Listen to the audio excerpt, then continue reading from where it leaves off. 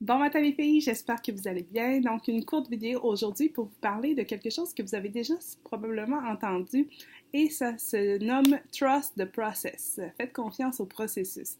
Quand on entreprend un processus de remise en forme ou encore de perte de poids, on a souvent tendance à vouloir y aller un peu en fonction de nos idées préconçues puis de pas tout à fait faire confiance à ce qui nous est proposé.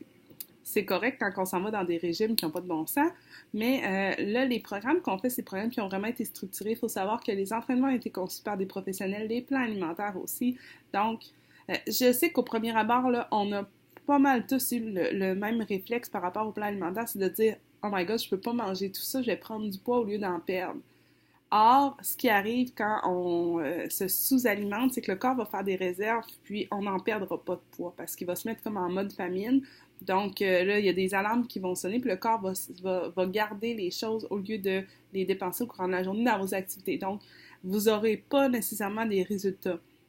Puis d'ailleurs, quand vous arrivez dans des périodes de plateau parfois, il suffit d'augmenter juste l'alimentation dans une coche de plus, c'est-à-dire peut-être un 200-300 calories par jour, puis hop, là, ça va débloquer. Donc, c'est faux de croire qu'il faut manger moins pour perdre du poids, il faut manger mieux, en fait.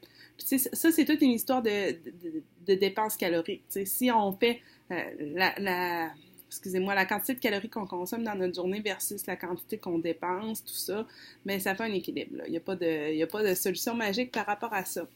Mais en mangeant les bonnes choses, ben là, ça va faire vraiment une différence. Donc, essayez pas de manger moins.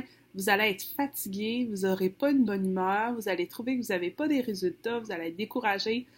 Suivez le plan, faites-y confiance au moins pour un 30 jours. Si ça marche pas, on s'en reparlera par la suite, mais je vous le dis, j'ai passé par là, je me suis dit, voyons, ça n'a pas de bon sens. J'ai voulu changer le plan alimentaire, j'ai voulu changer les calendriers d'entraînement en me disant que je m'entraînais pas assez, que ça m'en prenait plus que ça.